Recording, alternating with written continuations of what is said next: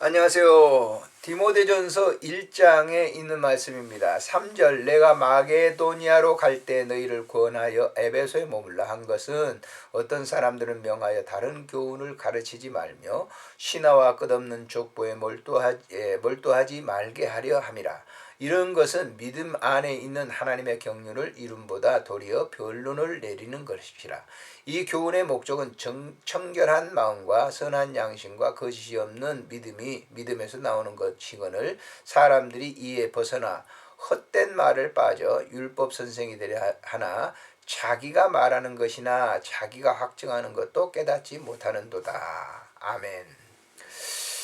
이 디모데 전서는 바울 사도가 자기의 후배들, 목회하는 그 후배들에게 전한 그런 편지다. 그래서 목회서신이라고 이렇게 얘기를 합니다. 그러니까 디모데 전서 그러면 디모데에게 먼저 보낸 편지라고 하는 뜻이겠죠. 그래서 사실 이제 바울 사도는 디모데를 자기의 영적인 아들이라고 얘기하죠. 그래서 이 디모데 전서에도 보면 사랑하는 내 아들이라고 하는 표현을 쓰고 있습니다. 그만큼 바울은 디모데를 사랑했던 것입니다. 그래서 그에게 목회를 하면서 이런 이렇게 사역을 해라. 그 교회 안에서의 어떤 질서라든지 교회 안에서 법제도라든지 교회 안에서 행해야 되는 여러 가지 이제 그 관계에 대해서 쭉 이렇게 쓰고 있는 것이 디모데 전서라고 볼 수가 있는 것이죠.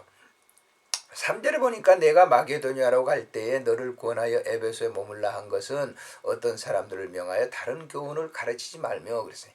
에베소에 두고 이제 바울이 전도 여행을 떠나는데 디모데를 거기에다 두었는데 이 디모데는 사실 이제 그 호녀랍니다. 호녀라. 아버지는 이제 그 헬라인이고 어머니는 이제 그 유대인이었는데 그 호녀라로서 사실 이제 바울의 사랑을 받고 사역의 일을 이뤘기 때문에 그런 이제 여러 가지 이제 세상적인 그런 것들에 대해서 많은 것을 보았을 거예요. 교회 안에서의 사역이라고 하는 것은 그런 세상적인 걸 가르치는 게 아니고 정말 하나님의 진리의 말씀을 가르쳐야 된다. 그래서 다른 교훈을 가르치지 말며 이렇게 얘기한 겁니다. 4절에 보면 신화와 끝없는 족보에 몰두하지 말게 하기 위해서 그랬다라고 하는 것이죠.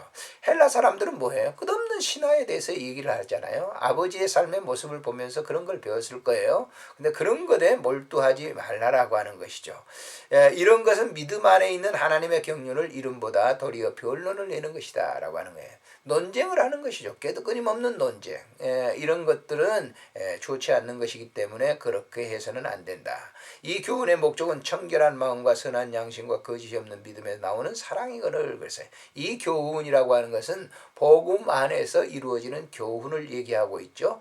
바로 그런 것들을 이렇게 가르치기 때문에 세상에 있는 모든 세속적인 교훈들을 버리라. 그들과 관계를 끊으라라고 이렇게 얘기하고 있는 것입니다.